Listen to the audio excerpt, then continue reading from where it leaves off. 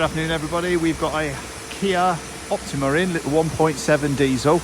Lovely little car to drive that's had a running fault whilst on the motorway.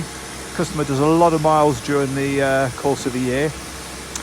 He's been to a garage previously that didn't shine a lot of light on it, so we've done an evaluation on it and all the parameter data looks good. However, we've noticed that the EGR valve is a bit erratic and sticking from time to time.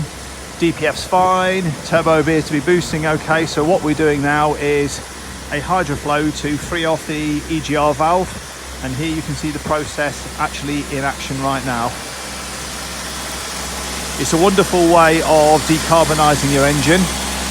The unit itself is generating around 2,000 litres of ortho oxyhydrogen, which is a form of hydrogen, H2O2, previously known as Brown's gas.